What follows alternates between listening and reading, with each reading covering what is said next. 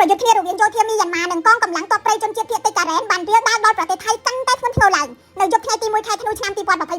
គ្រាប់ផ្លោងពីទឹកដីមីយ៉ាន់ម៉ាបានហោះចូលទៅក្នុងភូមិឋាននៃស្រុកម៉ែសូតខេត្តតាករបស់ថៃជាលើកទី3នៅក្នុងពេលត្រឹម10ថ្ងៃកាសែតខៅសូតរបស់ថៃរាយការណ៍ថាគ្រាប់កំភ្លើងធំបាញ់ផ្លោងកំទេចផ្ទះរបស់ពលរដ្ឋថៃចំនួន6ខ្នងឆេះនៅក្នុងអណ្ដាតភ្លើងក្រហមឆ្អៅទាំងយប់អាត្រៀតប៉ុន្តែមិនទាន់មានការឆ្លើយតបឬក៏បញ្ជាក់ទទួលស្គាល់ពីយោធាមីយ៉ាន់ម៉ានៅឡើយទេចំពោះហេតុការណ៍នេះនៅថ្ងៃទី2ខែធ្នូអាជ្ញាធរថៃបានបង្ខំចិត្តបិទសាលារៀនដែលស្ថិតនៅចម្ងាយត្រឹម300ម៉ែត្រពីព្រំដែននិងជំរុញឲ្យក្រុមយោធាថៃរឹតបន្តឹងសន្តិសុខតាមបណ្ដោយព្រំប្រទល់ជាប់មីយ៉ាន់ម៉ាគ្រាប់ផ្លោងដែលថៃអះអាងថាបានបាញ់ចេញពីការប្រយុទ្ធគ្នានៅក្នុងស្រុកមីយ៉ាវ៉ាឌីប្រទេសមីយ៉ាន់ម៉ាបានធ្លាក់រាយខ្ចាត់ខ្ចាយហេតុការណ៍នេះកើតឡើងបន្ទាប់ពីការបាញ់ផ្លោងចូលទឹកដីថៃចំនួន2លើករួចមកហើយនៅថ្ងៃទី22ខែវិច្ឆិកាបានបំផ្លាញផ្ទះចំនួន4ខ្នងនិងម្ដងទៀតនៅថ្ងៃទី30ខែវិច្ឆិការបួសមនុស្ស4នាក់បើទោះបីជាត្រូវរងគ្រោះម្ដងហើយម្ដងទៀតក៏ដោយប្រទេសថៃមិនបានបាញ់កំភ្លើងធំតបតវិញទេដោយគ្រាន់តែបាញ់គ្រាប់បែកផ្សែងនិងកំភ្លើង120មីលីម៉ែត្រចំនួន4គ្រាប់ទៅលើមេឃជាការព្រមានប៉ុណ្ណោះសភាវុធដែលថៃបញ្ជូនទៅព្រំដែនមីយ៉ាន់ម៉ាត្រូវបានដាក់បញ្ឈរនៅប្របទន្លេមីយ៉ាវ៉ាឌីដែលខណ្ឌចែកដែនដីថៃនិងមីយ៉ាន់ម៉ាឧត្តមសេនីយ៍ឯកម៉ៃត្រីជូពីឆាមេបញ្ជាការកងកម្លាំងណារ៉េស៊ូបានបញ្ជាឲ្យបិទច្រកឆ្លងកាត់ក្រៅផ្លូវការទាំងអស់និងកំពង់ផែផង